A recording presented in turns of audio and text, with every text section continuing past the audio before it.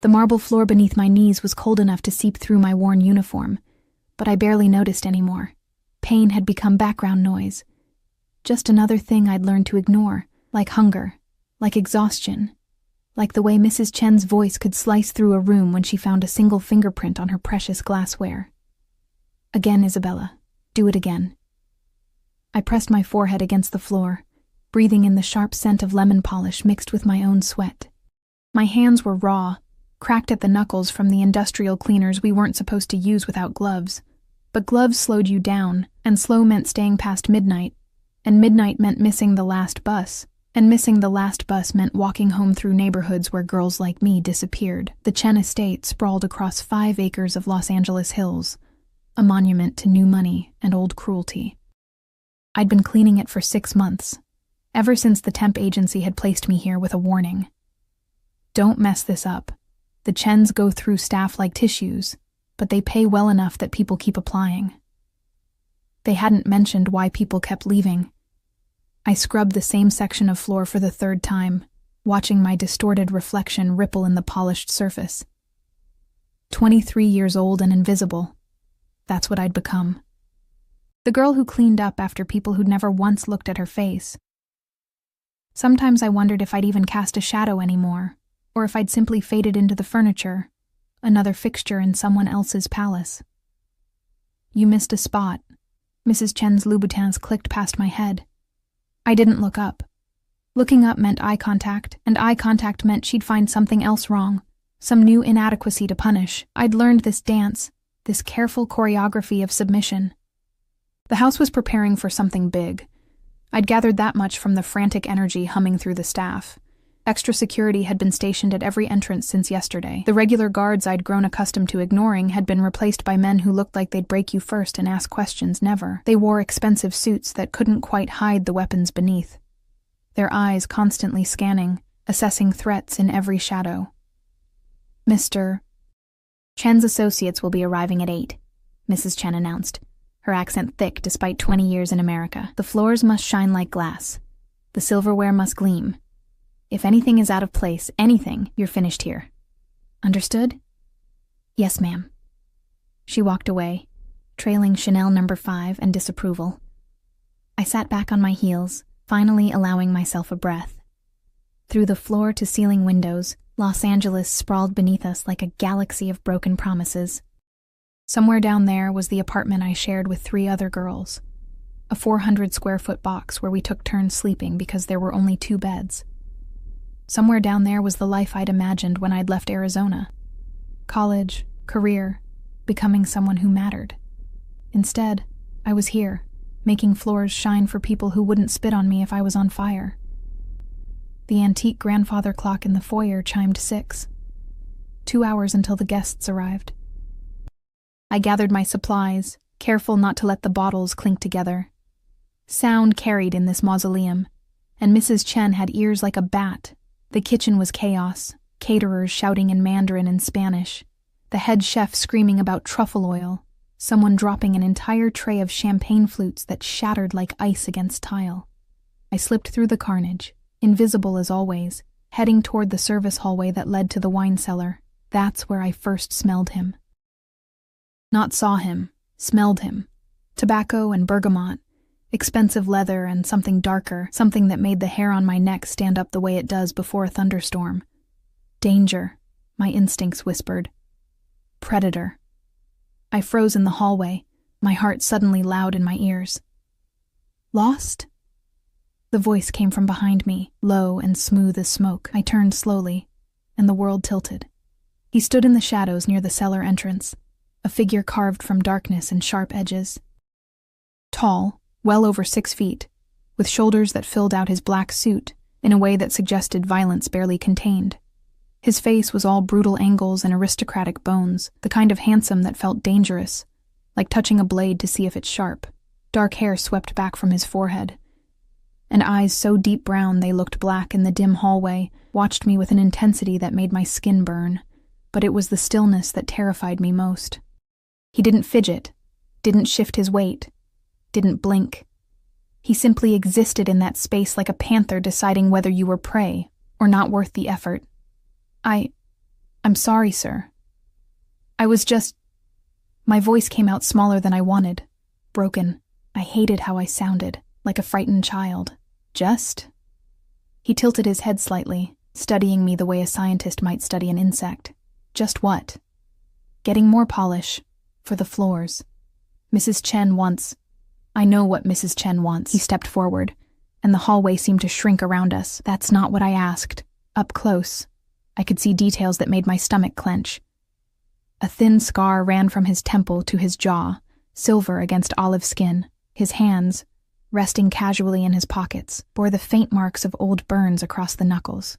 And his eyes. God. His eyes held something ancient and tired, like he'd seen every ugliness the world had to offer, and had emerged victorious but not unscathed. I'm not lost, sir. I work here. I know. The corner of his mouth lifted in something that wasn't quite a smile. Isabella Moreno, 23, originally from Tucson. No family, no degree, 3 part-time jobs. You've been cleaning the Chen residence for 6 months, 7 days a week, 10 to 12 hours per shift. You take the 11:47 bus home every night except Wednesdays, when you stay late and walk. Foolish. The blood drained from my face. How do you... I make it my business to know who moves through spaces I occupy. He pulled a hand from his pocket, and I flinched. Actually flinched. But he only reached past me to straighten a painting on the wall, his arm brushing my shoulder. The brief contact sent electricity racing down my spine. This hallway leads to the wine cellar. The wine cellar leads to the garage. The garage leads outside, a clever exit route for someone who wanted to avoid attention. I wasn't trying to. I know. He stepped back, giving me space I desperately needed. You're not the type. You lower your eyes, make yourself small, apologize for existing. You've been beaten down until you've forgotten how to stand up straight. The observation, delivered so matter-of-factly, felt like being stripped naked. I wanted to protest, to defend myself, but the words dried up in my throat because he was right. When had I become this person? When had I started apologizing for taking up space in the world? Mr. Rossi? Mrs. Chen's voice shattered the moment like a hammer through glass. She appeared at the end of the hallway, her face tight with barely concealed panic. I didn't realize you'd arrived. Please, come this way. Everything is prepared. I was just meeting your staff. His eyes never left my face, pinning me in place. Very thorough. Your training. She was just explaining the proper technique for polishing floors. Mrs. Chen's expression could have curdled milk. Isabella, get back to work. Now. I nodded, grabbing my supplies with shaking hands, but as I turned to leave, he spoke again. Isabella. I stopped, turned back, met those black eyes. Be careful on the floors tonight, they'll be slippery. His voice dropped lower, intimate despite Mrs. Chen's presence. And stay out of the East Wing after 8. Dangerous things happen in dark corners at parties like these. It wasn't a suggestion, it was a command, delivered with the absolute certainty of someone who expected obedience. But underneath the authority, I heard something else, something that sounded almost like concern. Then he was gone, following Mrs. Chen down the hallway, and I was left trembling against the wall, my heart beating so fast I thought I might be sick. The next 2 hours passed in a blur. I polished and scrubbed and arranged, my mind spinning in circles. Who was he? Why had he known so much about me? And why did the way he said my name feel like a brand burning into my skin? At 7:30, the house transformed. Lights dimmed to a golden glow. Music drifted through rooms, something classical and haunting. The caterers emerged from the kitchen with trays of food that probably cost more than I made in a month. And the guests began to arrive. They came in expensive cars with tinted windows. Men in suits that cost 5 figures, women dripping in jewels that could have fed a small country. But there was something off about them, something that set my teeth on edge. These weren't the usual Los Angeles elite, tech billionaires and entertainment moguls. These people moved differently, spoke in careful tones, their eyes constantly assessing exits and threats. I'd seen enough crime documentaries to recognize predators when I saw them. I kept to the edges, as invisible as possible, clearing glasses and wiping surfaces. The conversations floated around me, discussions of territories and shipments, of problems that had been handled and people who had disappeared. My blood ran cold. What kind of party was this? The Rossi family sends their regards, someone said near me, and I stilled. Rossi, the man from the hallway. Dante Rossi is here? Another voice replied, hushed and reverent. I thought he never attended the Chen's events. Special circumstances. Word is he's finalizing the port contracts tonight. I moved away quickly, my pulse pounding. Dante Rossi. Even I'd heard that name whispered in certain circles. Always with fear. Always with respect. The youngest Don in Los Angeles history. A man who'd inherited his father's empire at 25 and had tripled its size in 3 years through sheer ruthlessness and strategic brilliance. A man who made people disappear. And I'd stood in a hallway with him, alone, while he'd recited my life story like he'd memorized it. I needed to leave. Right now. This wasn't worth minimum wage and bus fare. But as I headed toward the service exit, Mrs. Chen intercepted me, her nails digging into my arm. Where do you think you're going? The library needs to be prepared for the private meeting. Now. Mrs. Chen, I really think I don't pay you to think. Move. She shoved me toward the stairs, and I climbed with leaden feet. The library was on the 2nd floor, in the east wing. Exactly where Dante Rossi had told me not to go. The room was dark when I entered, lit only by the city lights streaming through the windows. I fumbled for the lamp switch, my hands shaking so badly I could barely grip it. The light flooded the space, revealing walls of leather-bound books, a massive mahogany desk, and Dante Rossi, collapsed on the floor, clutching his chest. His face was gray, twisted in pain. One hand pressed against his heart while the other reached out, grasping at nothing. His breathing came in short, desperate gasps. Help, he choked out, his eyes finding mine. Help me. For a split second I froze. Every survival instinct I possessed screamed at me to run. To get out. To not get involved with whatever this was. This man was dangerous. This man was probably dying from some kind of hit. Some revenge killing. And helping him meant painting a target on my own back. But then I saw his hand trembling, saw the genuine fear in those black eyes. And something inside me, something I thought had died long ago, surged to life. I dropped to my knees beside him, my hands hovering over his chest. Where's your phone? I'll call an ambulance. No. He grabbed my wrist with surprising strength, his fingers like iron bands. No ambulance, no calls, just another gasp. Just stay. You're having a heart attack, you need a hospital. No hospitals. His grip tightened. They'll kill me there. Finish the job. Oh God. This was exactly what I'd feared. I was kneeling in the middle of a mob assassination, holding the hand of a dying crime boss, and any second now, someone would burst through that door and... Please. His voice cracked, vulnerable in a way that shattered something in my chest. Don't leave me alone. Not like this. I'd been alone my whole life. I knew what it felt like to face darkness with no one to hold your hand. And despite everything, despite the danger, despite the fear, despite my better judgment, I couldn't do it to someone else. Okay, I whispered, settling beside him on the floor. Okay, I'm here. I'm not leaving. His breathing evened out slightly, his death grip on my wrist loosening to something gentler. What's your name? You know my name. Tell me anyway. Isabella. Isabella. He said it like a prayer, like a promise. Beautiful name.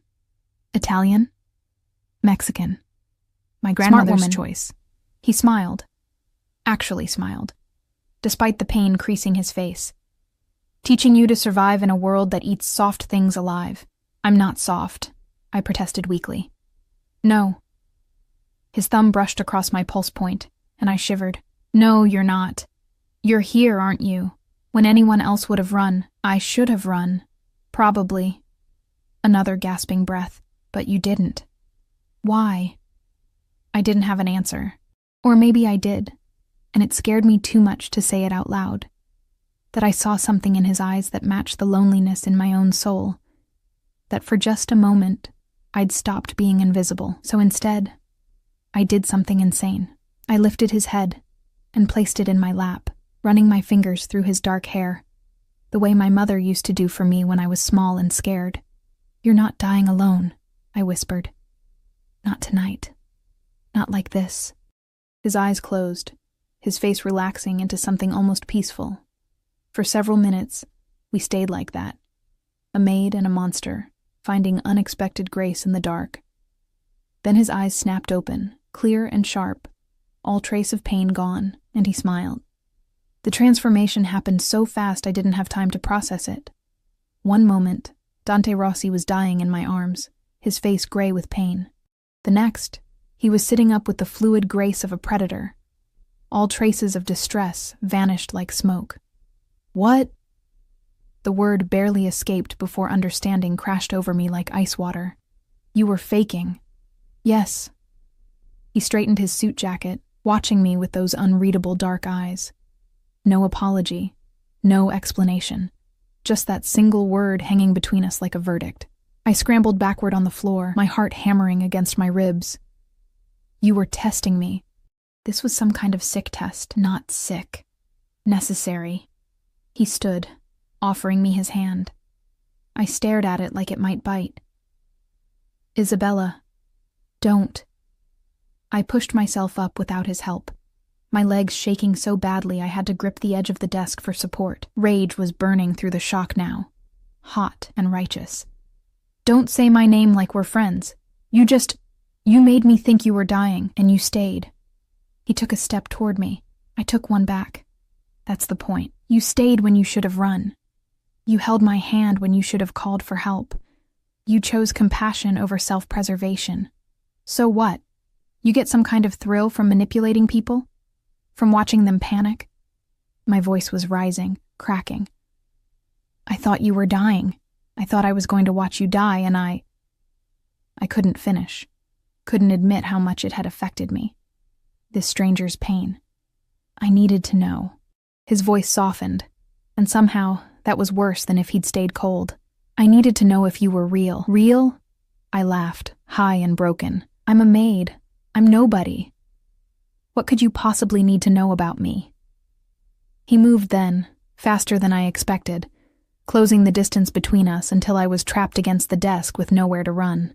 He didn't touch me. Didn't need to. His presence alone was a cage. You're not nobody. His voice dropped to barely above a whisper. You're the girl who works 3 jobs and still sends money to a friend's sick kid in Tucson. You're the girl who stayed late last Tuesday to help Maria finish the East Wing because she was crying about her daughter's tuition. You're the girl who leaves half your lunch in the break room because you know Jorge skips meals to save money. You think I don't see you? I see everything, Isabella, and what I see is someone who's still kind in a world that's tried to beat it out of her. The accuracy of his observations made me feel violated, exposed. You've been watching me. For 3 months. That's insane. Why would you? I pressed my hands against his chest, trying to push him back, but it was like trying to move a mountain. Let me go. Not yet. His hands came up to rest on the desk on either side of me, boxing me in. Not until you understand. Understand what? That you're a psychopath who stages heart attacks for fun? That I'm choosing you. The words hit like a physical blow. I'm choosing you to be my wife. The world stopped. Actually stopped. Time crystallized into this single impossible moment. Your wife, I repeated, the words tasting foreign on my tongue. You want me to marry you? Yes. We just met. I know everything about you that matters. You're insane. Probably. A ghost of a smile touched his lips. But I'm also serious. Deadly serious. I laughed again, the sound edging toward hysteria. You can't just decide someone's going to marry you. That's not how this works. You can't. People don't. People in my world do exactly what I tell them to do. His voice hardened. But I don't want your obedience, Isabella. I want your choice. That's why the test. I needed to know who you were when you thought no one was watching, when there was nothing to gain and everything to lose. And you? Something flickered in his eyes, something almost vulnerable. You were perfect. I'm not perfect. I'm broken and tired and perfect for me, he interrupted. Perfect for what I need. Perfect for... He stopped himself, jaw clenching. There are things happening, dangerous things. I need someone beside me who won't betray me when the money runs out or the threats get too real. Someone who'll stay when staying is the hardest thing in the world. You don't know that I would. Yes, I do. You just proved it. His hand came up, fingers ghosting along my jaw without quite touching. You held a dying man's hand because you couldn't bear to let him die alone. What do you think you'd do for someone you actually cared about? The implications of his words made my head spin. This is crazy. You're in the Mafia. I heard the conversations downstairs. I'm not stupid. No, you're not, which is why you know I'm offering you a way out. He finally touched me then, his thumb brushing across my cheekbone so gently it made my chest ache. Out of the poverty, the exhaustion, the invisibility, out of scrubbing floors for people who treat you like dirt, I can give you safety, security, a life where you matter. In exchange for what? Being your property?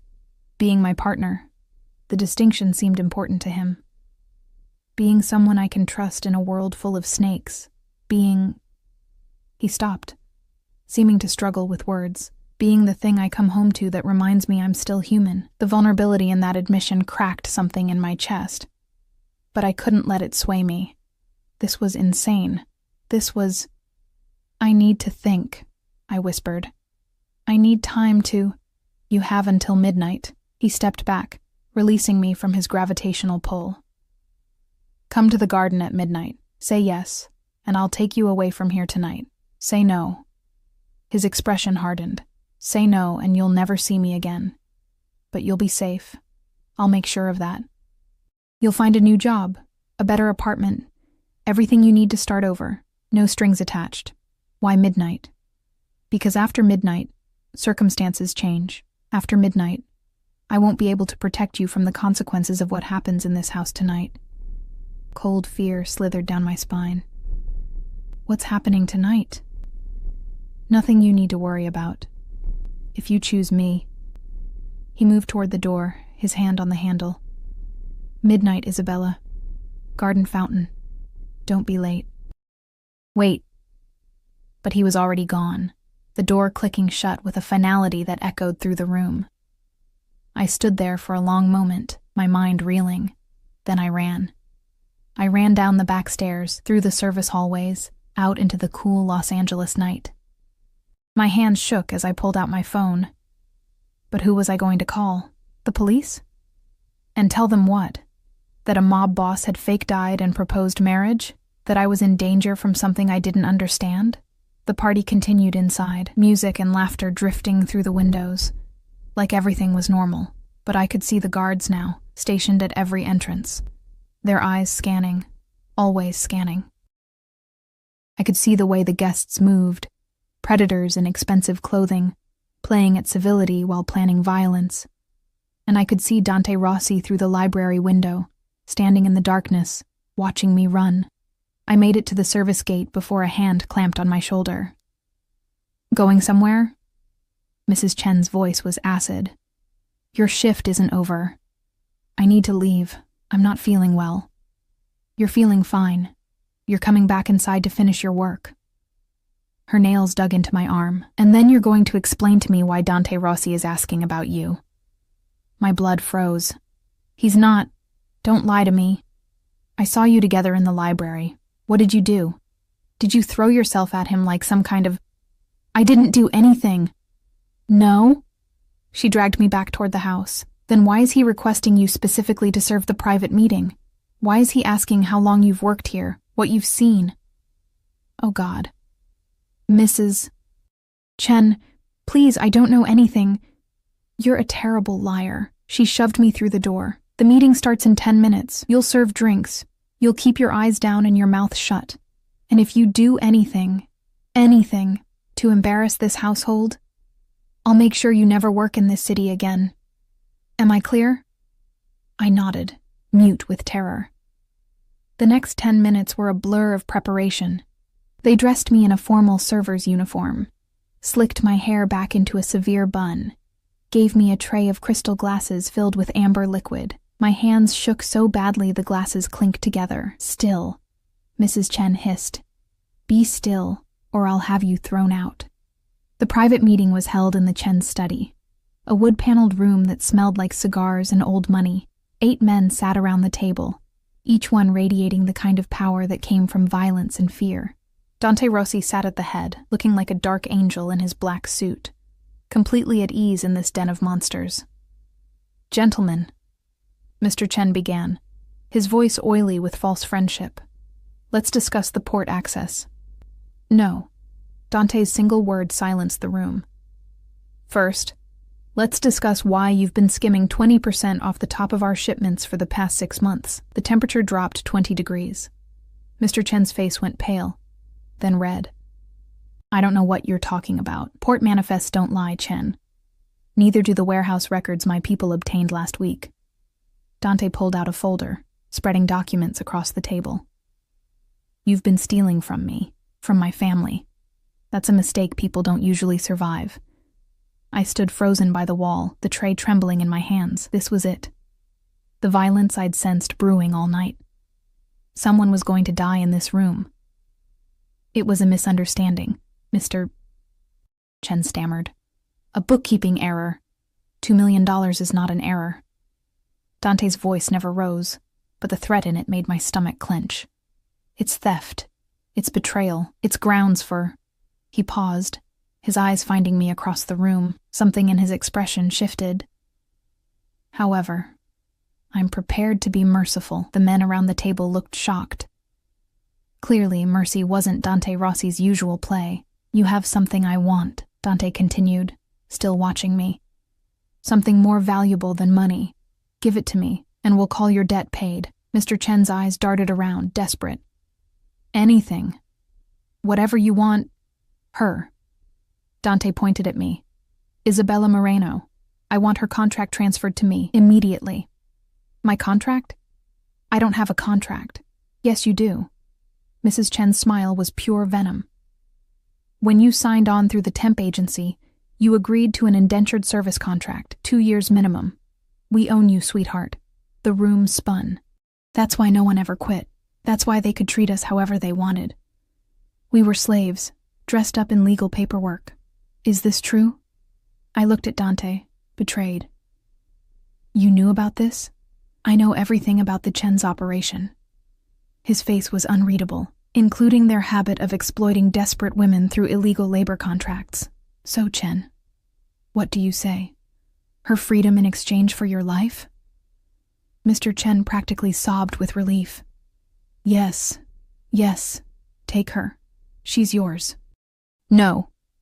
I dropped the tray, glasses shattering across the floor. "You can't just trade me like property. I'm not a thing you can buy and sell." Dante rose from his seat, moving toward me with predatory grace. "You're right. You're not a thing." He pulled something from his pocket, a folded document. "Which is why I'm not buying you. I'm freeing you. This is your contract, Isabella. As of right now, it's void. You're free to walk out of here and never look back." I stared at the paper he held out, my mind struggling to process. "I don't understand." "You have a choice." His voice softened. "Meant only for me. You can leave. Take this freedom and build whatever life you want. Or," he paused, something vulnerable flickering in his eyes, "or you can choose me. Not because you're owned, not because you're bought, but because you want to. Why?" The word came out broken. "Why would you do this? Because someone who stays when they think I'm dying deserves to only stay when they want to. Because you deserve to choose your own cage, Isabella, or to fly free." The other men in the room shifted uncomfortably, watching this intimate exchange. Mrs. Chen's face was purple with rage, but all I could see was Dante offering me something no one ever had before. Choice. "The garden," I whispered. "Midnight." He smiled, real and warm and devastating. "Midnight." Then his expression shuddered, becoming cold and businesslike as he turned back to Chen. "We're done here. Have the corrected manifests on my desk by Friday, or mercy becomes a memory."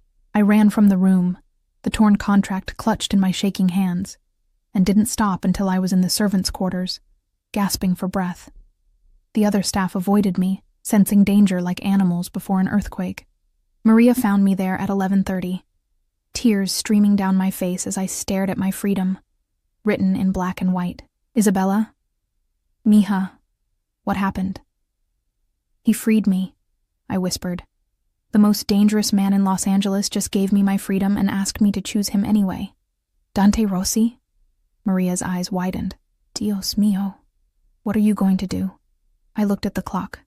25 minutes until midnight. 25 minutes to decide between the life I knew, hard and lonely but safe, and stepping into the unknown, with a man who'd tested me like a lab rat, but looked at me like I was the answer to a question he'd been asking his whole life. I don't know, I admitted. Maria, what would you do? She took my hands, her weathered face soft with understanding. I'd ask myself, when was the last time someone saw me? Really saw me? When was the last time I felt like more than a ghost in my own life? Tonight, I thought. Tonight, when a monster held my hand and made me feel human. I stood on shaking legs, smoothing down my ruined uniform. I have to go. Be careful, mija. Men like that, they're dangerous. I know. I hugged her tight. But maybe I'm tired of being safe. The garden was silver with moonlight when I arrived at 11:58. The fountain burbled softly, casting dancing shadows across the carefully manicured lawn. Dante stood with his back to me, hands in his pockets, looking up at the stars like he was trying to find answers in their light. I didn't think you'd come, he said without turning around. I didn't think I would either. I moved closer, my heart in my throat. This is insane. You know that, right? This whole thing is absolutely insane. Yes. He finally turned, and in the moonlight, he looked younger, less dangerous, almost human. But sometimes insanity is the only rational response to an irrational world. I don't know you. You don't know me.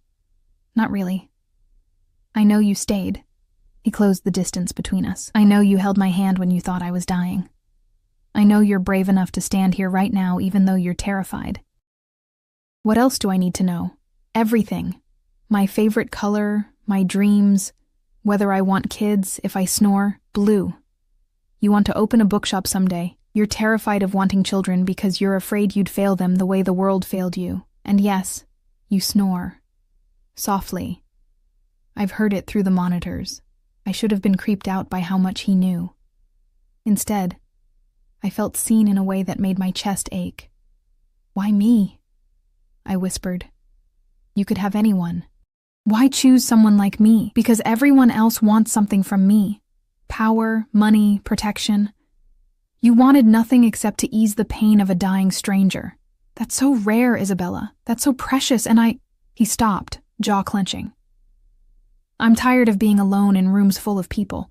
I'm tired of wondering who will be the one to put a bullet in my back. I need someone real, someone kind, someone who'll remind me why I'm fighting to survive in the first place. I can't promise I'll be good at this, at being whatever you need. I don't need good, I need real. His hand came up, cupping my face with surprising gentleness. So tell me, Isabella Moreno, will you take a chance on the devil? Will you let me show you that you're worth more than minimum wage and midnight buses? Will you marry me? I looked into his dark eyes and saw my own loneliness reflected back at me. Two damaged people reaching for connection in the darkness. Yes, I breathed. God help me, yes. He kissed me then, soft and almost reverent, like I was something precious he was afraid of breaking. And in that moment, with moonlight silver on our skin and the future a terrifying unknown, I felt something I hadn't felt in years. Hope. We leave tonight, he murmured against my lips. I have a car waiting. We'll fly to Vegas, get married before sunrise. By the time the sun comes up, you'll be Isabella Rossi, and no one in this city will ever be able to hurt you again. What about my things? My roommates. Already handled. Your belongings are packed. Your roommates each have a check for 6 months' rent and a reference letter for better jobs. I told you, Isabella. I take care of what's mine. The possessiveness in his voice should have scared me. Instead, it made me feel safe. He led me to a black SUV idling at the service gate. Its windows tinted dark as sin. A man in a suit opened the door. One of the guards from earlier, his face professionally blank. Mrs. Moreno, he said, and the title made me shiver. Not yet, Dante corrected, helping me into the car. But soon. As we drove away from the Chen estate, I watched it disappear in the rearview mirror, that monument to cruelty where I'd spent 6 months being invisible. I didn't know what I was driving toward, didn't know if I was making the biggest mistake of my life. But for the first time in years, I wasn't alone, and that was worth almost any price. The private jet waiting at the small airport was obscene in its luxury. Cream leather seats, polished wood paneling, soft lighting that made everything glow like a dream. I stood at the bottom of the stairs, suddenly acutely aware of my wrinkled uniform, my scraped knees, the smell of cleaning products that probably clung to my skin. "I can't get on that plane looking like this," I whispered. Dante's hand pressed against the small of my back, warm and grounding. "There are clothes inside." "Everything you need. Come." The flight attendant, a polished woman who looked like she stepped out of a magazine, smiled without a trace of judgment as we boarded. "Mr. Rossi, welcome. Everything is prepared as requested. Thank you, Marie." He guided me toward the back of the plane, through a door that opened into a bedroom. An actual bedroom, with a queen-sized bed and an ensuite bathroom. On the bed lay a garment bag and a small suitcase. "Shower. Change. Take your time. We have 4 hours until Vegas." "You're not going to—" I gestured vaguely at the room, at him, my face burning. Understanding softened his expression. "I'll be up front, making calls. You have complete privacy, Isabella. I'm not going to rush you into anything you're not ready for. But we're getting married tonight.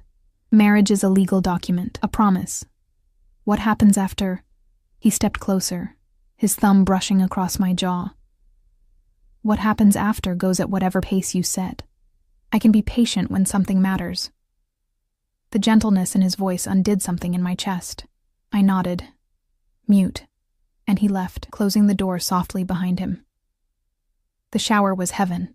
Hot water, expensive soap that smelled like jasmine, shampoo that actually made my hair feel soft instead of stripped. I stood under the spray until my skin turned pink, washing away 6 months of the Chen estate, of invisibility, of survival mode. When I finally emerged, wrapped in a towel softer than anything I'd ever owned, I opened the garment bag with shaking hands. Inside was a dress, simple, elegant, cream-colored silk that fell like water. Not a wedding dress, nothing so presumptuous, but beautiful in its understated grace. The suitcase held underwear in my exact size, a pair of low heels, basic makeup, even a hairbrush. He'd thought of everything. I dressed slowly, my hands trembling. The dress fit perfectly, skimming my curves without being tight, the silk cool against my clean skin. I dried my hair, leaving it loose around my shoulders because I didn't know how else to style it. Minimal makeup. I'd never been good at more than that anyway. When I looked in the mirror, I barely recognized myself. For the first time in months, I looked like a person instead of a ghost. The plane was already in the air when I emerged. Dante sat in one of the leather seats, phone pressed to his ear, speaking rapid Italian. He looked up as I approached, and whatever he was saying died mid-sentence. "I'll call you back," he said, not taking his eyes off me as he ended the call. The way he looked at me made my skin feel too tight, too hot. Like I was the only thing in the universe that mattered. "Beautiful," he said quietly. "I knew you would be, under all that exhaustion. But seeing it—" He stood, closing the distance between us. "You're going to destroy me, Isabella. I don't understand. I know." His smile was rueful. That's part of why. He guided me to sit, then surprised me by taking the seat beside me instead of across. Close enough that our shoulders touched, close enough that I could smell his cologne, that same tobacco and bergamot that had terrified me in the hallway. "Tell me about the bookshop," he said. I blinked at the non-sequitur. "What?" "Your dream. The bookshop you want to open someday. Tell me about it." "Why?" "Because I want to know you. The real you, not just the facts I collected." He shifted, angling toward me. "Tell me what it looks like in your head." So I did. Haltingly at first, then with growing confidence as he listened. Actually listened, asking questions, making suggestions. I told him about the children's section I'd imagined, the reading nooks with overstuffed chairs, the coffee bar that would smell like home. I told him about wanting to create a space where people felt safe, seen, welcome. "It sounds perfect," he said when I finally ran out of words. "We'll make it happen. Dante, I'm serious. After the wedding, after things settle, we'll find a location. You'll design it exactly how you want. It'll be yours." The casual way he offered to fund my dreams, like it was nothing, made my head spin. "I can't let you just buy me a bookshop." "Why not?" "Because that's not... People don't just..." I struggled for words. "I need to earn things. I need to feel like I deserve them. You held my hand when you thought I was dying. You've earned more than a bookshop, Bella."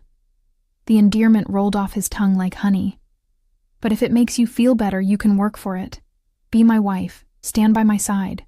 That's not an easy job. What exactly does being your wife entail?" The question had been burning in my mind since the garden. "You're not... I mean, I know you're in the Mafia. I'm not stupid. But what does that mean for me?" His expression grew serious. "It means you'll be protected. Always. It means you'll never want for anything. It means you'll attend events, meet people, smile and make conversation. It means you'll live in a world where danger is always present but never allowed to touch you. And what do you get out of it? Legitimacy. A wife makes me look stable, family-oriented. It opens doors that stay closed to confirmed bachelors." He took my hand, threading his fingers through mine. "But honestly, I get you. Someone real in a world of facades. Someone who reminds me why I'm human. That's worth more than any business advantage. You barely know me. I know enough. The rest," he squeezed my hand, "the rest we'll learn together." The plane began its descent just as dawn painted the sky in shades of rose and gold. Vegas sprawled beneath us, a glittering oasis in the desert, still blazing with lights even as the sun rose. "Are you scared?" Dante asked quietly. "Terrified," I admitted. "Good. Fear means you understand the weight of what we're doing." He stood, pulling me up with him. "But I promise you this, Isabella. I will never hurt you intentionally. I will never betray you. And I will kill anyone who tries to harm you. Can you live with that?" The casual mention of murder should have sent me running. Instead, it made me feel safe. "Yes," I whispered. "I can live with that." The chapel was small, surprisingly tasteful for Vegas. No Elvis, no neon, just soft lighting, white flowers, and a minister who looked like he'd married plenty of couples at dawn and knew not to ask questions. Dante's lawyer was there, a sharp-eyed woman named Sophia, who handed me papers to sign while maintaining professional distance. "Prenup," she explained. "Standard. You keep what's yours, he keeps what's his. In the event of divorce, you receive a settlement of $10 million and any property purchased in your name. If you die..." She paused delicately. "Everything goes to your designated beneficiary or charity of choice." "And if he dies?" The question escaped before I could stop it. "Then you inherit everything." Sophia's smile was thin, but let's hope it doesn't come to that. I signed in a daze, my hand moving across paper after paper. Marriage license, prenuptial agreement, documents I didn't fully understand but trusted Sophia to explain later. Then Dante was taking my hand, leading me to stand before the minister. And it was happening. "Dearly beloved," the words washed over me, traditional vows, promises of forever, till death do us part. When it came time for rings, Dante produced a simple platinum band that fit my finger perfectly. Of course it did. He'd planned everything. "You may kiss the bride." Dante's kiss was gentle, almost chaste, a promise rather than a demand. When he pulled back, his eyes held something that looked almost like wonder. "Mrs. Rossi," he murmured. "My wife." The words felt surreal. 24 hours ago, I'd been scrubbing floors. Now I was married to a mob boss in a Vegas chapel at sunrise. "What happens now?" I asked as we left the chapel, the Nevada sun warm on my face. "Now we go home, to Los Angeles, to your new life." He helped me into another waiting car, this one a sleek black sedan with bulletproof glass. "There will be people to meet, arrangements to make. But first, he pulled out his phone, typed something quickly. First, you eat. You've barely had food in 24 hours. I wanted to protest that I wasn't hungry, but my stomach betrayed me with an audible growl. Dante smiled, the expression transforming his severe features into something almost boyish.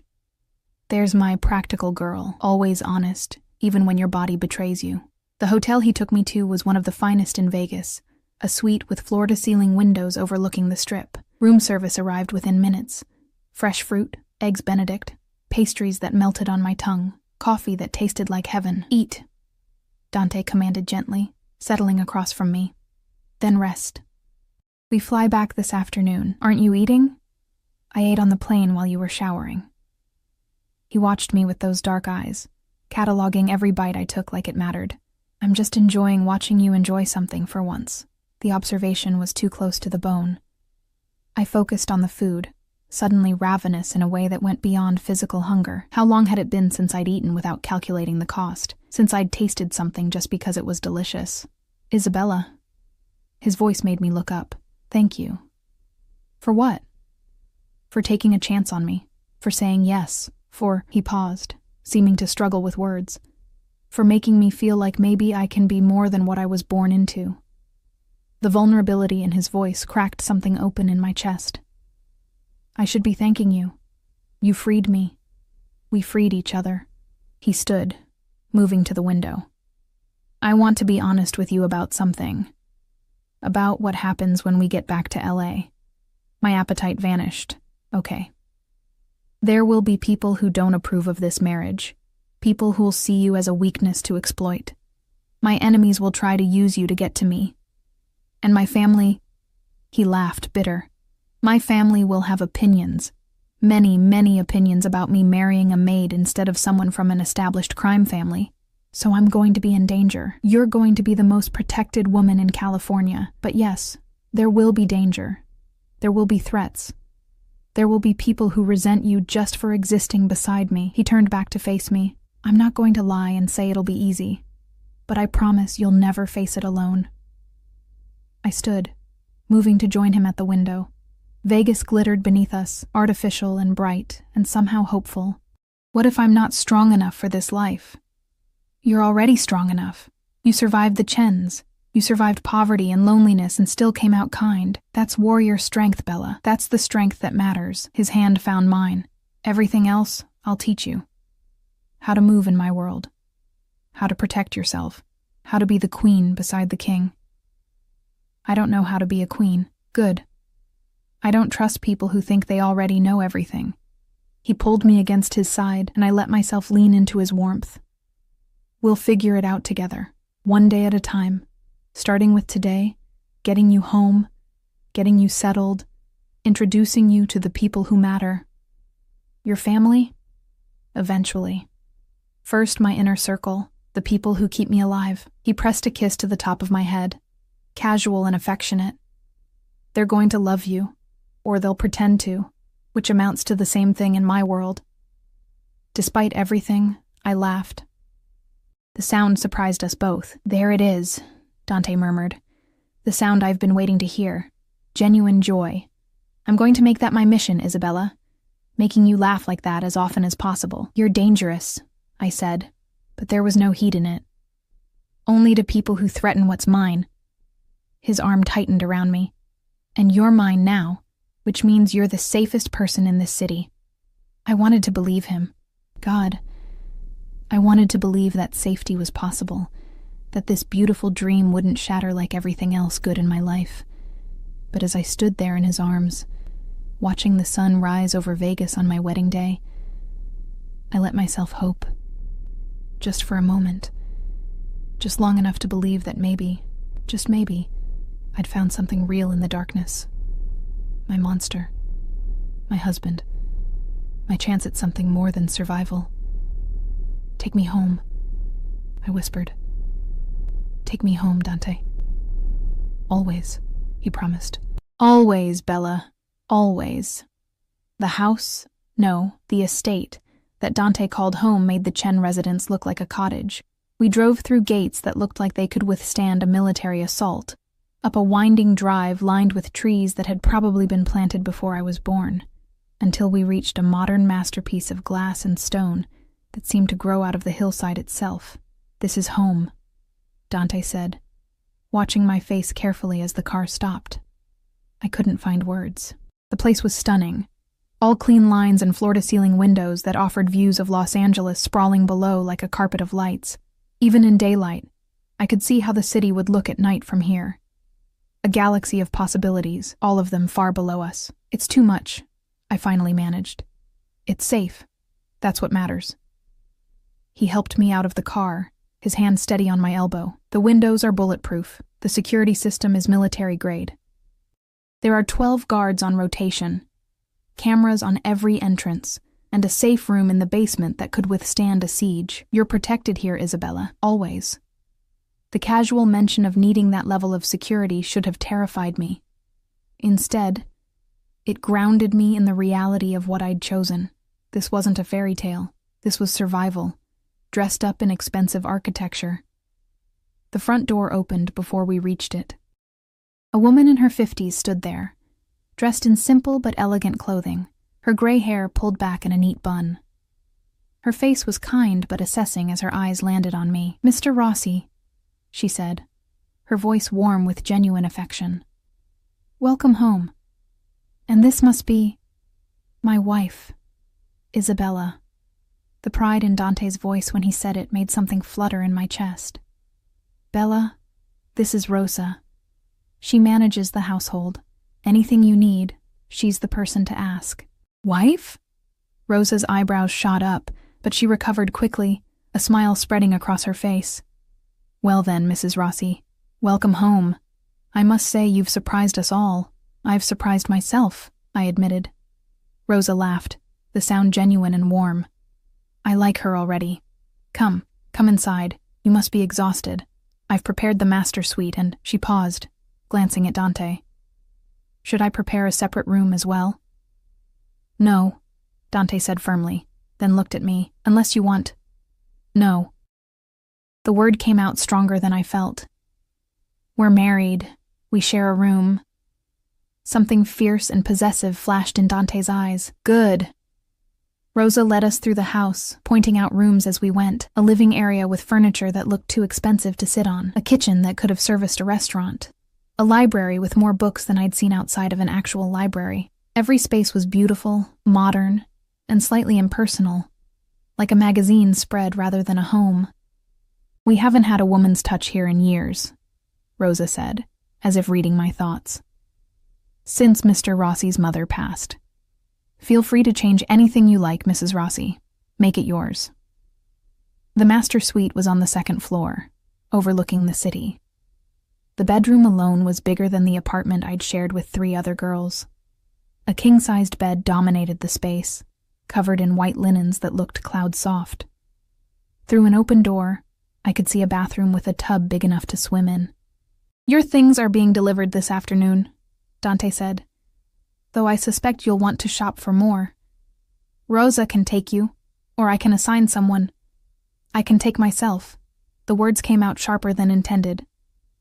"I mean, I'm capable of—" "I know you're capable." He moved closer, his hand cupping my face. "But you're also the wife of Dante Rossi now. That means you don't go anywhere without security. Not because I don't trust you, but because I don't trust the world not to try to hurt you to get to me." The reality of my new life settled over me like a weighted blanket. "So I'm a prisoner. You're protected. There's a difference."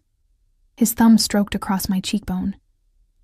"But I understand it feels like a cage right now. Give it time. You'll learn to move within it, find freedom in the boundaries, and if you really need to go somewhere alone, we'll talk about it. Figure it out together." Rosa cleared her throat delicately. "I'll leave you to settle in. Lunch will be ready in an hour, or I can bring something up if you'd prefer privacy." "Up, please," Dante said, not taking his eyes off me. "And Rosa, send word to Marco and Antonio. Family meeting tonight, 7 o'clock. "Of course, sir." Rosa left, closing the door softly behind her.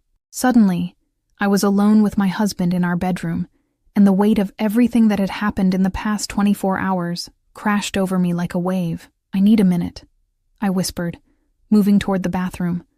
"I just need—" "Take all the time you need." Dante's voice was gentle. "I have calls to make anyway. Yell if you need anything." I locked myself in the bathroom and immediately felt stupid for it. What was I afraid of? Dante had been nothing but patient, nothing but kind, in his own intense, overwhelming way, but my hands were shaking, my breath coming too fast, and I needed space to process.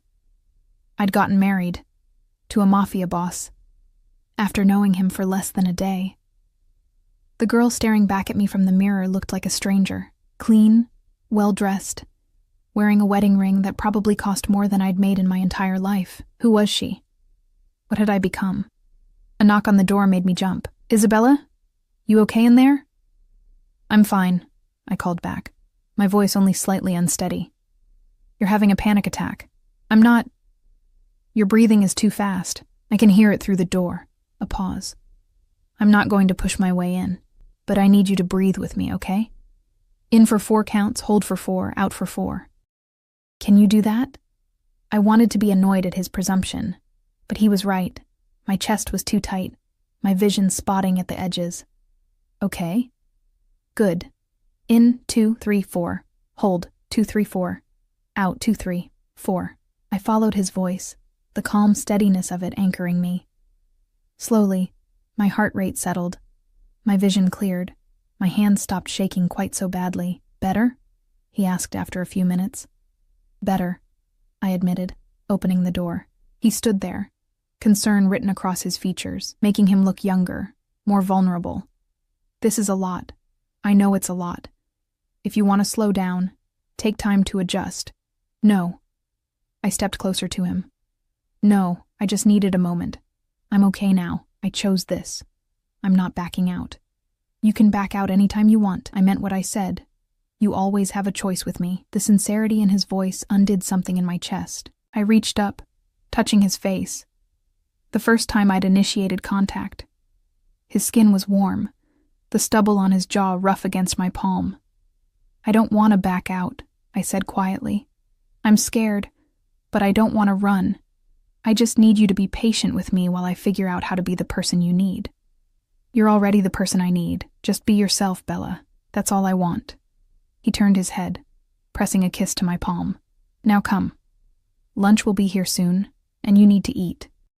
Then you should rest. Tonight's going to be intense, the family meeting." "Right. I'd almost forgotten about that in the chaos of everything else." Lunch was simple but delicious. Fresh pasta with vegetables, crusty bread, a salad that tasted like actual food instead of just rabbit food. Dante watched me eat with that same intense focus, like my enjoyment of the meal mattered to him personally. "Tell me about your family," I said between bites. "The people I'm meeting tonight." His expression darkened slightly. "Marco is my second in command. Known him since we were kids. He's loyal, smart, and utterly ruthless when necessary. He'll be skeptical of you at first. He's protective of me. Thinks most women are after my money or status. You'll have to win him over. And Antonio, my cousin, runs our financial operations. He's smoother than Marco, better with people, but just as dangerous underneath. He'll be polite to your face and judge you behind your back until he decides if you're worthy." "Sounds delightful," I muttered. Dante smiled. "They're family.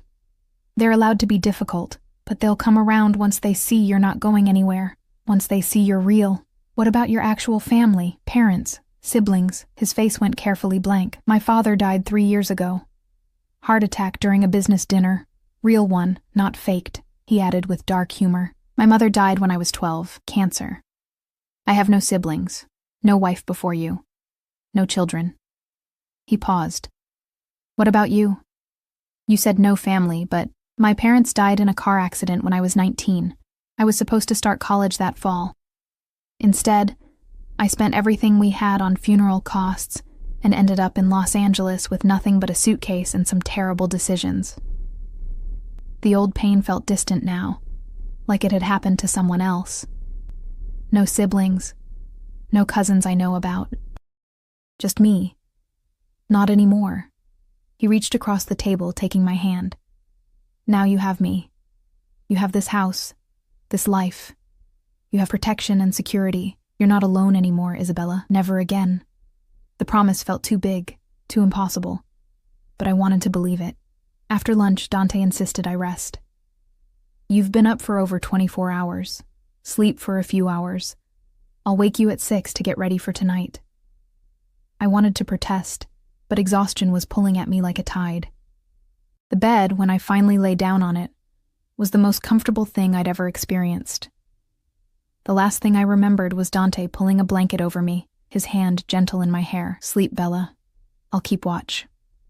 I woke to darkness and the smell of coffee. For a moment, I panicked.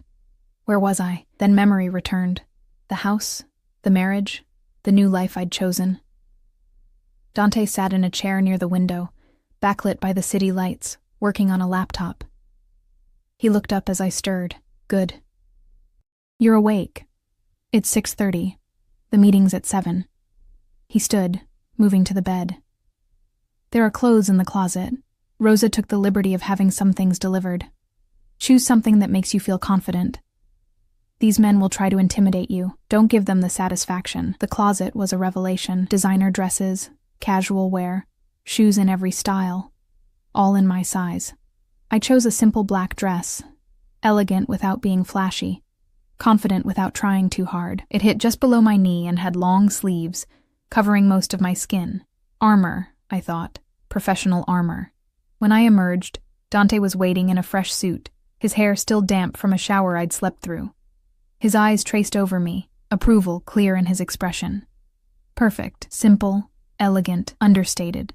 You look like you belong. He offered his hand. Ready? No, but let's do it anyway. The meeting was held in Dante's office, a masculine space of dark wood and leather furniture.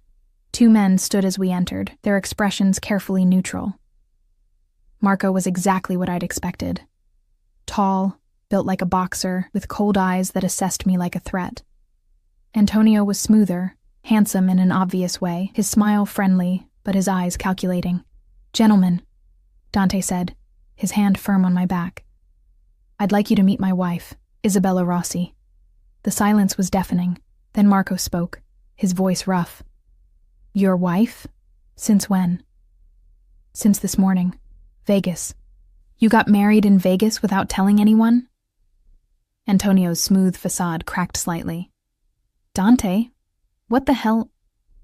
I don't need permission to make decisions about my personal life, Dante said, his voice taking on an edge. I'm informing you as a courtesy, not asking for approval. Marco's jaw clenched. With all due respect, boss, this affects all of us. You marry some random girl. She's not random. The danger in Dante's voice made the temperature drop. She's my wife. She's family now. And you will treat her with the respect that position demands. I stepped forward before things could escalate further. I know this is sudden. I know you have concerns about me, about my intentions, about whether I'm worthy of him. I met Marco's eyes steadily. I can't prove myself with words. But I can promise you this. I didn't marry him for money or status. I married him because he saw me when I was invisible, because he offered me a choice when I'd never had one before, and because despite knowing how dangerous this world is, I chose to stand beside him anyway. Marco stared at me for a long moment. Then surprisingly, he smiled. A real smile that softened his harsh features. You got backbone. I'll give you that. She held my hand when she thought I was dying, Dante said quietly. She stayed when anyone else would have run. That's who she is. That's why I chose her. Antonio moved forward, offering his hand. Then welcome to the family, Isabella. I apologize for the hostile reception. We're just protective of Dante. He's all we have. I understand. I shook his hand, relieved when he didn't crush my fingers. I'm not here to take him away from you. I'm here to stand with him, with all of you. The tension in the room eased fractionally. Marco poured drinks, whiskey for himself and Antonio, wine for me, and we talked. About expectations, about security protocols, about the reality of being married to Dante Rossi. There will be attempts, Marco said bluntly. On your life, on your safety. People will try to use you to hurt him. You need to be smart, aware, never take unnecessary risks. I understand. Do you? Antonio leaned forward. Because this isn't like the movies, Isabella. People will die to get to you. Good people, loyal people. Can you live with that weight? The question hung in the air. Could I? Could I live knowing that my existence put others in danger? I looked at Dante, at the man I'd married this morning in a Vegas chapel, at the man who'd freed me and chosen me and promised to keep me safe. Yes, I said firmly. I can live with it, because the alternative, going back to being invisible, to being nothing, that's not living at all. Dante's hand found mine under the table, squeezing gently. Pride radiated from him in waves. Then let's make sure it doesn't come to that, Marco said, raising his glass. To the new Mrs. Rossi, may she be as tough as she needs to be. To Isabella, Antonio echoed. Welcome to the family. God help you. You're one of us now. We drank, and I felt the weight of my choice settle over me like a crown. Heavy, but mine. Dangerous, but real.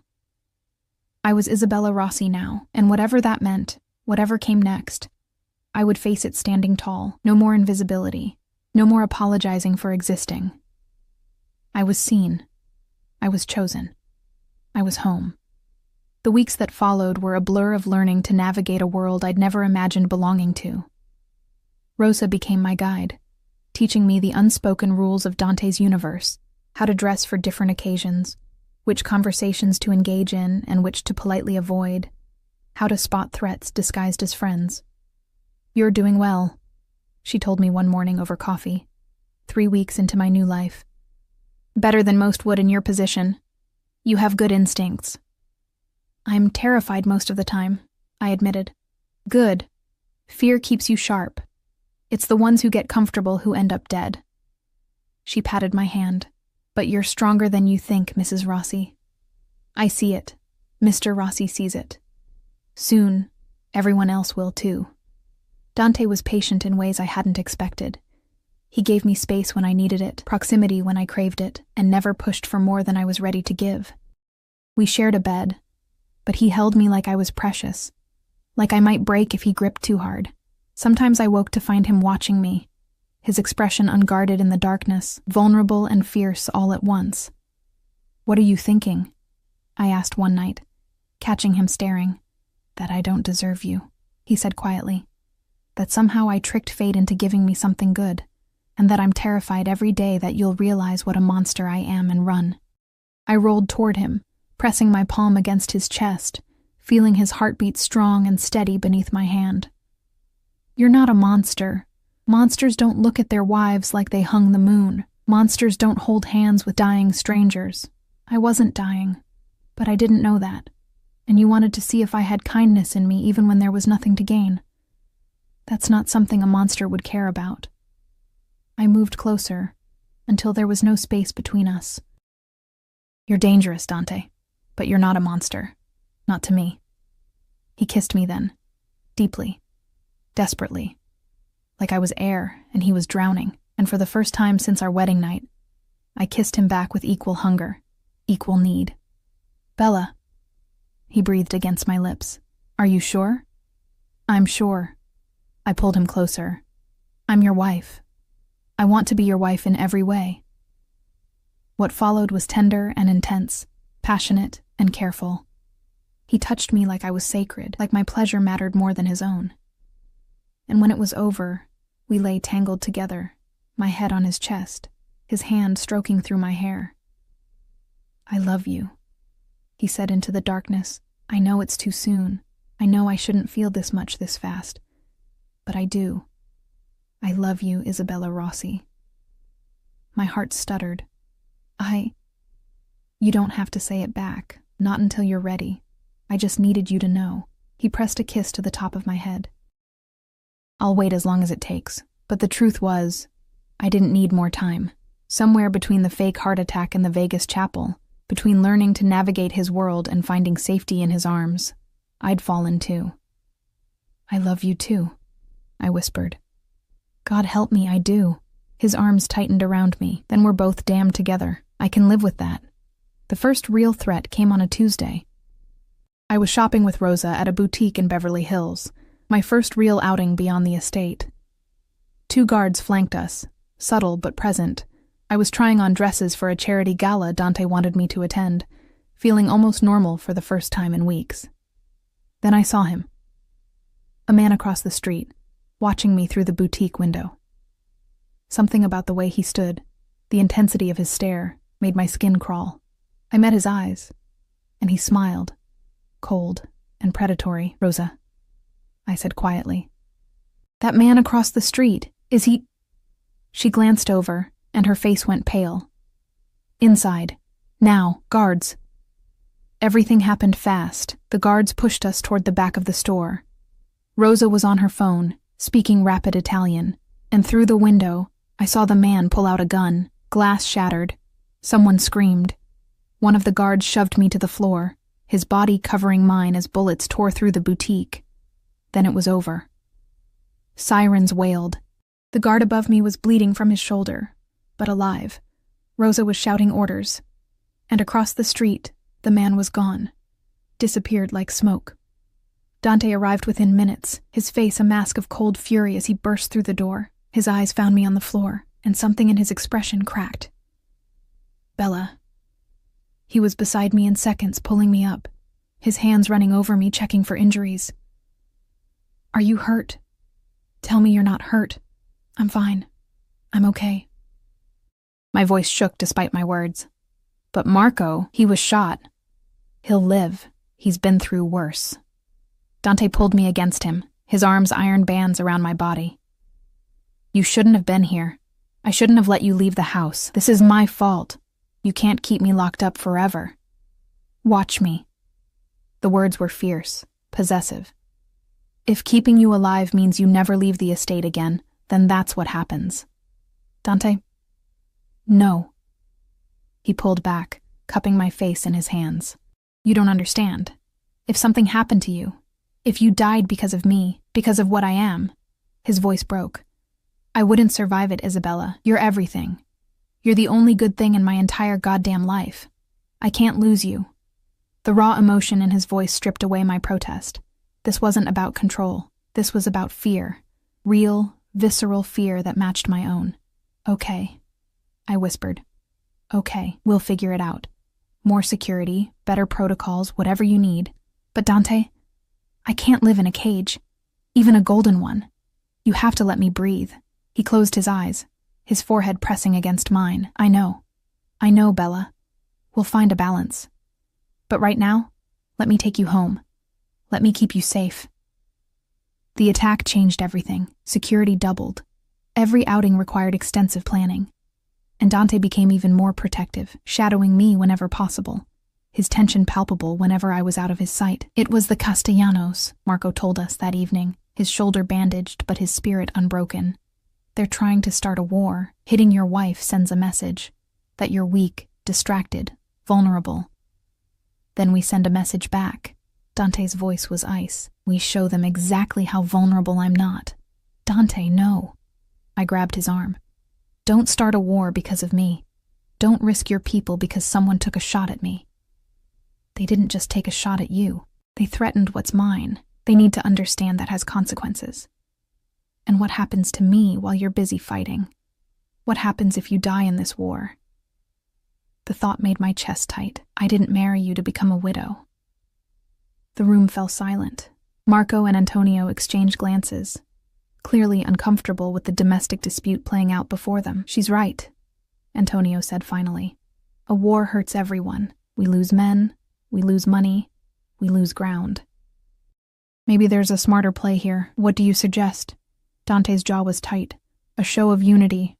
Bring Isabella to the family's meeting next week. Let everyone see that she's not just your weakness, she's your strength. That attacking her doesn't divide you, it unites you. That she's under your protection, and the protection of everyone loyal to you." Marco nodded slowly. "It's bold, but it might work. Show them she's not a target, she's untouchable." Dante looked at me. "It would be dangerous. Every family in Los Angeles will be there, including the Castellanos. You'd be walking into a room full of people who might want you dead. Then I'll walk in beside you," I said, surprising myself with my certainty. "I'll show them I'm not afraid, that we're not afraid, Pride flickered in his eyes. "You're sure?" "I'm sure." I squeezed his hand. "We're in this together, remember? For better or worse. That's what I promised in Vegas." The family's meeting was held in a neutral location.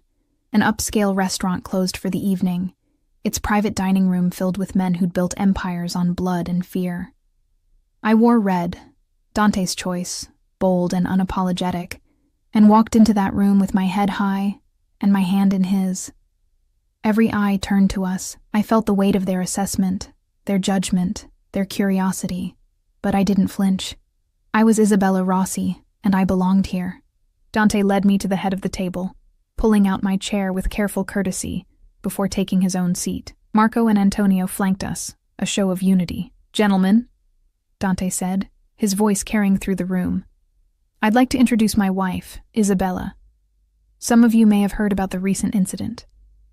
Let me be clear. Any future attacks on her will be considered attacks on me personally, and will be responded to with extreme prejudice." Carlo Castellano, a heavy-set man with cold eyes, leaned forward. "With respect, Rossi, maybe if you focused less on your new bride and more on business. My marriage doesn't affect my business, but your attempt on her life certainly affects ours." Dante's voice dropped to something dangerous. "You thought you'd send a message, so let me send one back. Touch her again, threaten her again, even look at her wrong, and I'll burn your entire organization to the ground. Am I clear?" The room crackled with tension. Castellano's face reddened. "You're declaring war over a woman?" "I'm declaring war over my wife. There's a difference." Dante's hand found mine on the table, his grip possessive. "This isn't about weakness or distraction. This is about respect. She's family now, under my protection, under all of our protection if you understand what family means." Slowly, around the table, men nodded. Some reluctant, some approving, but all understanding the message. I wasn't a target. I was untouchable. Castellano sat back, his expression sour but accepting. "Fine. The girl is off limits, but this doesn't change our other disputes. Those we can negotiate like reasonable men," Dante agreed, "but Isabella is non-negotiable." The meeting continued, but I barely heard it. All I could focus on was Dante's hand in mine, the way he'd defended me, the way he'd made it clear I mattered. Not as property, not as a weakness, but as his partner, his equal. When we finally left hours later, I was exhausted, but exhilarated. "You did well tonight," Dante said in the car, pulling me against his side. "You showed them you're not just my wife. You're a force to be reckoned with. I was terrified the entire time." "I know. But you didn't show it. That's what matters." He pressed a kiss to my temple. "I'm so proud of you, Bella. So damn proud." The months that followed settled into a rhythm. I learned to navigate Dante's world with increasing confidence. The bookshop opened, a beautiful space in Santa Monica that became my sanctuary. My purpose beyond being Mrs. Rossi. Rosa taught me to shoot, to spot surveillance, to trust my instincts. And Dante loved me with an intensity that still took my breath away. Protective but not suffocating. Possessive but respectful. Dangerous to everyone but gentle with me. We fought sometimes. Passionate arguments about security and freedom and finding balance. But we always came back together, always found our way back to each other. One evening, 6 months after our Vegas wedding, I found Dante in his office, staring at security footage from the night we'd met. The hallway at the Chen estate. Me with my cleaning supplies. Him emerging from the shadows. "Watching our meet cute?" I teased, sliding into his lap.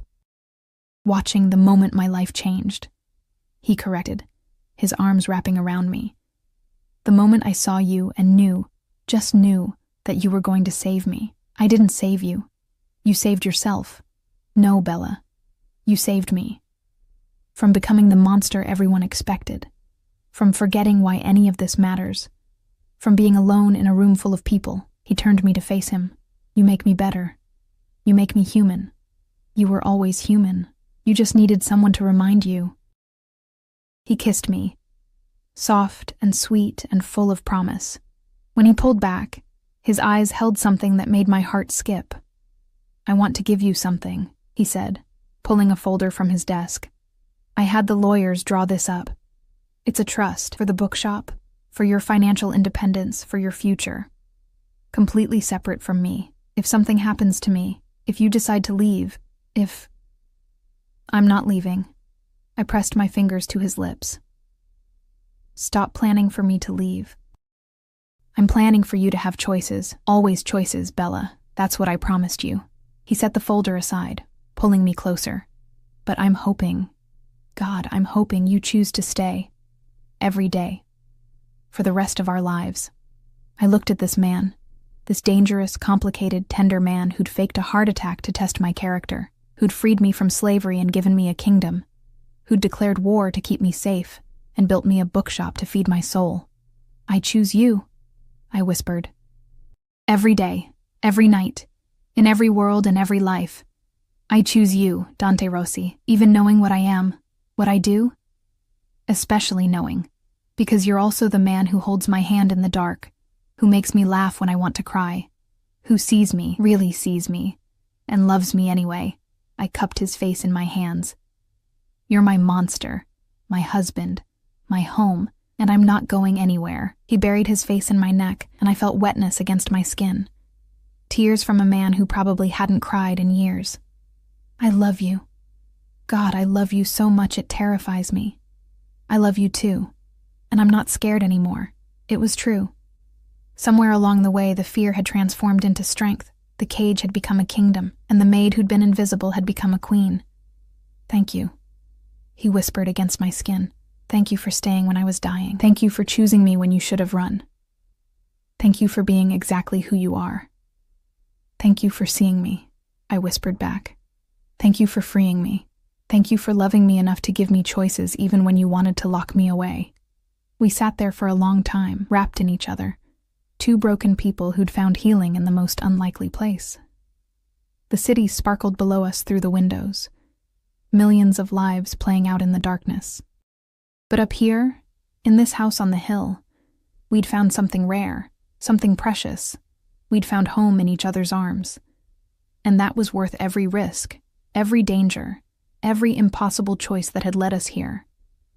I was Isabella Rossi, once invisible, now seen, once owned, now free, once alone, now loved beyond measure, and I'd never been happier in my entire life. Outside, the city burned with light and life and endless possibility. Inside, I was wrapped in the arms of a man who'd die to keep me safe and live to see me smile. I thought about that night in the library, when I'd held what I thought was a dying man's hand, when I'd chosen compassion over self-preservation, when I'd proven, to him and to myself, that I was still capable of kindness in a cruel world. It had been a test, but it had also been a beginning, the beginning of everything. "Come to bed," I murmured, standing and pulling him with me. "We have the rest of our lives to watch security footage.